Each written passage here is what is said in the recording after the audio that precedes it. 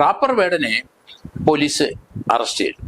Tripunithura police ഇന്നലെ wrapper വേടന്റെ ഫ്ളാറ്റിൽ പ്രവേശിച്ചു, പരിശോധന നടത്തി. 7 ഗ്രാം ഹൈബ്രിഡ് കഞ്ചാവ് അവിടെ നിന്ന് ലഭിച്ചു. റാപ്പർ വേടനെ എന്ന ഹിരൺദാസ് മുരളി തൃശ്ശൂർകാരനാണ്. അദ്ദേഹത്തിൻ്റെ പാട്ടുകൾ പലതും സ്വന്തമായിട്ട് എഴുതി ട്യൂൺ ചെയ്ത് അദ്ദേഹം സ്റ്റേജിൽ അവതരിപ്പിക്കുന്നു. ധാരാളം ചെറുപ്പക്കാർ അദ്ദേഹത്തിൻ്റെ പിന്നാലെ കൂടി. അദ്ദേഹത്തിൻ്റെ മൈക്കിൾ ജാക്സന്റെ പോലത്തെ മലയാളീകരിച്ച ഒരു വേഷത്തിലും മലയാളീകരിച്ച രീതിയിലും അദ്ദേഹം സ്റ്റേജിൽ അവതരിപ്പിക്കുന്നത് വളരെയധികം ചെറുപ്പക്കാരെ ആകർഷിച്ചു വരുന്ന ഒരു സംഭവം തന്നെയാണ്. അടുത്ത കാലത്ത് തിരുവനന്തപുരത്തും അവിടെ കനകക്കുന്നിലും ഈ പ്രോഗ്രാം നടക്കുന്നു. 10,000-കണക്കിന് ചെറുപ്പക്കാർ അദ്ദേഹത്തിൻ്റെ ഒപ്പം അവിടെ കിടന്ന് തുള്ളിയതുമൊക്കെ നമ്മൾ കണ്ടു. ആളെ കൂട്ടാനായിട്ട് വളരെ കഴിവുള്ള ഒരു വ്യക്തി തന്നെയാണ് റാപ്പർ വേടൻ എന്നറിയപ്പെടുന്ന ഹിരൺദാസ് മുരളി. എന്തായാലും പോലീസ് കുറച്ച് നാളുകൊണ്ട് ഇദ്ദേഹത്തിൻ്റെ പ്രവർത്തനങ്ങളെ വാച്ച് ചെയ്തുകൊണ്ടിരിക്കുകയായിരുന്നു. അദ്ദേഹം ലഹരിക്കെതിരായിട്ട് എല്ലാ ഈ റാപ്പർ പ്രോഗ്രാമുകളിൽ അദ്ദേഹം പറഞ്ഞുകൊണ്ടിരുന്നു, നിങ്ങളാരും ലഹരി കഴിക്കരുത്, നിങ്ങളെല്ലാം അത് കഴിച്ചാൽ ഭ്രാന്തന്മാരാകും, നിങ്ങൾ ഒരിക്കലും അതിനോട് ചേരരുത് എന്ന രീതിയിലൊക്കെ റാപ്പറിൻ്റെ ഇടയ്ക്കൊക്കെ അദ്ദേഹം പ്രസംഗിക്കുമായിരുന്നു. അത് ഗവൺമെൻറ്റിന് വലിയ താല്പര്യം തോന്നിയിട്ടുണ്ടാവും. ഗവൺമെൻറ് സ്പോൺസേർഡായിട്ട് ചില പ്രോഗ്രാമുകളൊക്കെ നടത്തി. അദ്ദേഹത്തിന് 2-3 മുഖമുണ്ടെന്നാണ് ഇപ്പം മനസ്സിലാകുന്നത്.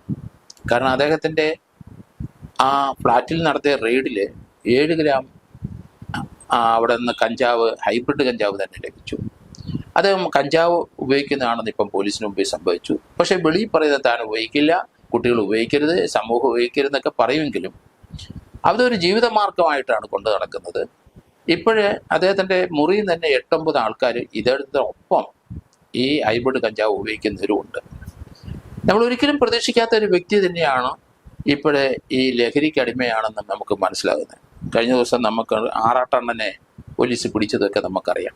അത് ഇതുപോലൊരു മാനസിക രോഗിയായിട്ട് തന്നെ നമുക്ക് കാണാൻ ഒക്കുള്ളൂ. അദ്ദേഹത്തിന് 3-4 മുഖമുണ്ട്, അദ്ദേഹത്തിന് ഒരു PhD ഉണ്ടെന്നും ഒക്കെ പറയുന്നുണ്ട്. എങ്കിലും മലയാളത്തിലെ പ്രമുഖരായ ഇതുപോലുള്ള പല ആൾക്കാരും, കുട്ടികളും എല്ലാവരും ഫോളോ ചെയ്യുന്ന പല ആൾക്കാരും, അവർക്കൊക്കെ കൃത്യമായ ചില ഐഡിയാസ് ഉണ്ട് താനും. 2-3-4 മുഖങ്ങളുണ്ട്. എല്ലാവരും ലഹരിക്കടിമയാണ്, പണം ഉണ്ടാക്കാനുള്ള മാർഗമായിട്ടാണ് ഇതൊക്കെ മാറ്റുന്നത്. അതോടൊപ്പം തന്നെ നമ്മൾ മലയാള സിനിമയിൽ ഇപ്പോൾ ഷൈൻ ടോം ചാക്കോയും അതോടൊപ്പം ശ്രീനാഥ് ഭാസി ഇപ്പോൾ ആലപ്പുഴയിലെ എക്സൈസിൻ്റെ മുമ്പിലാണ്. അവർ ചോദ്യം ചെയ്തുകൊണ്ടിരിക്കുകയാണ്. ക്രിസ്റ്റീന എന്ന് പറഞ്ഞൊരു സ്ത്രീ ആലപ്പുഴ വെച്ച് എക്സൈസ് പിടിച്ചു. ഏകദേശം 2 കോടി രൂപയുടെ ഹൈബ്രിഡ് കഞ്ചാവ് അവരുടെ കയ്യിൽ നിന്ന് എക്സൈസ് ഡിപ്പാർട്ട്മെൻറ്റ് കണ്ടെത്തി.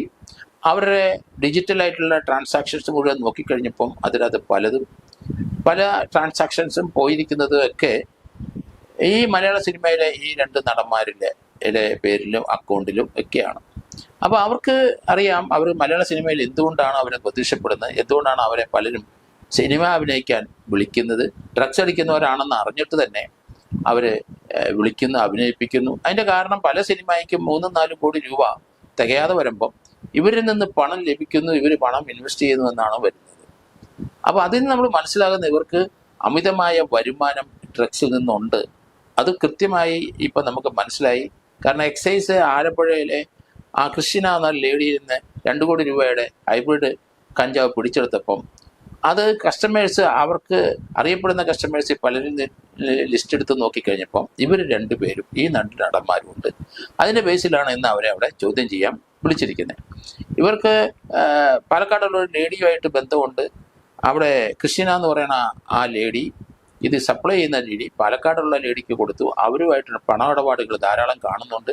അവർ മുഖേനയാണ് ഈ നടന്മാർക്ക് ഈ ഹൈബ്രിഡ് കഞ്ചാവ് ലഭിക്കുന്നത് എന്ന് മനസ്സിലാകുന്നു. എന്തായാലും മലയാള സിനിമയിൽ പല പ്രമുഖ നടന്മാരും പല ആൾക്കാരും ഒക്കെ കഞ്ചാവ് കൂടെയാണ് വളർന്നു വന്നതും കഞ്ചാവ് കൂടെ തന്നെ സിനിമ നിർമ്മിച്ചു വന്നെന്നൊക്കെയാണ് പറയപ്പെടുന്നത്. വർഷങ്ങൾക്ക് മുമ്പ് മലയാളത്തിലെ പല സിനിമാ താരങ്ങളും, അറിയപ്പെടുന്ന സിനിമാ താരങ്ങളും മട്ടാഞ്ചേരി ഗ്യാങ് എന്നൊരു ഗ്യാങ് മുഖേനയാണ് ഇതിൻ്റെ തുടക്കം എന്ന് മനസ്സിലാകുന്നു. അതുകൊണ്ട് ഇൻ്റലിജൻസ് അത് ശ്രദ്ധിക്കണം. ആരാണ് അത് തുടങ്ങി വെച്ചത്? ഈ മട്ടാഞ്ചേരി ഗ്യാങ്. അവിടുന്നാണ് ഈ ഡ്രഗ്സിൻ്റെ ബഹിസ്ഫുരണം ഉണ്ടായി.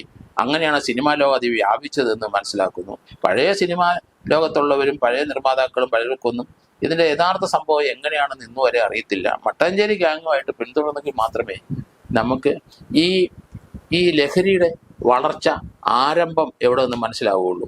അതുപോലെ തന്നെ ഇപ്പോഴേ ഈ രണ്ട് നടന്മാരും ഒരാൾ വന്ന് പറഞ്ഞിരിക്കുന്നത് താന് ബാംഗ്ലൂരിലെ അവിടെ ഈ ഡി അഡിക്ഷൻ സെന്ററിൽ ട്രീറ്റ്മെന്റ് ആണ്, എന്നെ പെട്ടെന്ന് വിടണം, അങ്ങോട്ട് 1 മണിക്കൂറിനകം വിടണം, എനിക്ക് മടങ്ങിപ്പോകണം എന്നൊക്കെ പറയുന്നുണ്ട്. അതോടൊപ്പം തന്നെ ശ്രീനാഥ് ബാസിയുടെ സ്റ്റാൻഡ് എന്താണെന്ന് നമുക്കറിയില്ല. എങ്കിലും രണ്ടുപേരും 10 മണിക്ക് ആലപ്പുഴയിൽ ഹാജരാകാൻ പറഞ്ഞപ്പം തന്നെ 7:30 മണിക്ക് തന്നെ അവിടെ ഷൈം ടൗൺ ചാക്കോ എത്തിയിരിക്കുന്നു എന്നുള്ളതാണ്. അത് ചാനലുകാരുടെയും മറ്റ് ഉള്ളവരുടെയും അവരുടെ മുഖം രക്ഷിച്ചെടുക്കാൻ വേണ്ടിയിട്ട് തന്നെയാണ് വന്നതെന്നും അതുകൊണ്ടാണ് നേരത്തെ വന്നതെന്നൊക്കെ അദ്ദേഹം കമന്റ് പറഞ്ഞതായിട്ട് കേൾക്കുന്നുണ്ട്. എന്തായാലും മലയാള സിനിമയിൽ നിന്ന് ഇവരെ രണ്ടുപേരെയും നിഷ്കാസനം ചെയ്യേണ്ട സമയം കഴിഞ്ഞിരിക്കുന്നു. കാരണം രണ്ടുപേരും അഡിക്റ്റ് ആണെന്ന് ഓപ്പണായിട്ട് സമ്മതിച്ചിട്ടുണ്ട്. രണ്ടുപേരും ഹൈബ്രിഡ് കഞ്ചാവ് ഉപയോഗിക്കുന്നവരാണ്. മലയാള സിനിമയിലെ ഇതുപോലെ പ്രമുഖരായ പല നടന്മാരും ഈ രംഗത്ത് ഇതുപോലെ അടിക്കുന്നവരാണെന്നാണ് ഇപ്പം വരുന്ന വാർത്തകൾ. അതുകൊണ്ട് അവിടങ്ങളിലൊക്കെ കയറണം, അല്ലെങ്കിൽ അവരെയും തീർച്ചയായിട്ടും ഇതുപോലെ ട്രാക്ക് ചെയ്യണം, കണ്ടെത്തണം. ഇപ്പം തന്നെ പോലീസിന്റെ പ്രവർത്തനം മൂലം എറണാകുളം സിറ്റി പോലീസിനെ അതിന് അഭിനന്ദിക്കാതിരിക്കാൻ ഒക്കില്ല. കാരണം ഇപ്പം നമ്മൾ ആരും പ്രതീക്ഷിക്കാത്ത ഈ ആറാട്ടണ്ണനെ നമ്മൾ ഒരിക്കലും പ്രതീക്ഷിക്കാതെ അയാളെ പോലീസ് അറസ്റ്റ് ചെയ്യുന്നു. അതുപോലെ തന്നെ നമുക്കറിയാം റാപ്പർ വേടന്റെ ഒരു അറസ്റ്റ് അതും ഇപ്പം നടന്നു. അതുപോലെ ധാരാളം ആൾക്കാരെന്ന് അറിയപ്പെടുന്നവരെല്ലാം ഈ ലഹരിയിലാണ് ജീവിക്കുന്നത്, അതിലാണ് വരുമാനം എന്നൊക്കെ നമുക്ക് അറിയാം.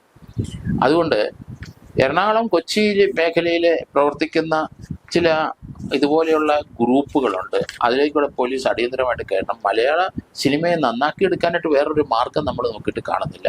കാരണം അവരുടെ തീമെല്ലാം വളരെ വ്യത്യാസമാണ്. കാരണം ഇപ്പം നമ്മൾ ഓരോന്ന് പരിശോധിച്ച് നോക്കിക്കേ, അവർ പറയുന്നത് മലയാള സിനിമയിൽ നല്ല നല്ല ഡയറക്ടേഴ്സ് ധാരാളം പേരുണ്ട്, അവർക്ക് വളരെയധികം നല്ല സിനിമകൾ മലയാളത്തിന് സംഭാവന ചെയ്യാം. അതേസമയത്ത് ബംഗാൾ സിനിമയിലെ ആ ഒരു നിലവാരത്തിൽ മലയാള സിനിമ ഒരു കാലഘട്ടത്തിൽ എത്തി നിന്നു. ഇപ്പം മലയാള സിനിമയിൽ നിന്ന് ഒന്നും പഠിക്കാനില്ല. കുട്ടികൾ ആകെ പഠിക്കുന്നത് എങ്ങനെയാണ് ഒരു മനുഷ്യനെ കൊല്ലുന്നത്, എങ്ങനെയാണ് വെട്ടി നുറുക്കുന്നത്, എങ്ങനെയാണ് കെട്ടിത്തൂക്കുന്നത്, എങ്ങനെയാണ് തുണ്ടമായിട്ട് അരിഞ്ഞ് മനുഷ്യനെ മാറ്റുന്നത്, അത് എങ്ങനെ കുഴിച്ചിടാൻ പറ്റും, പോലീസിൽ നിന്ന് എങ്ങനെ രക്ഷപ്പെടാം.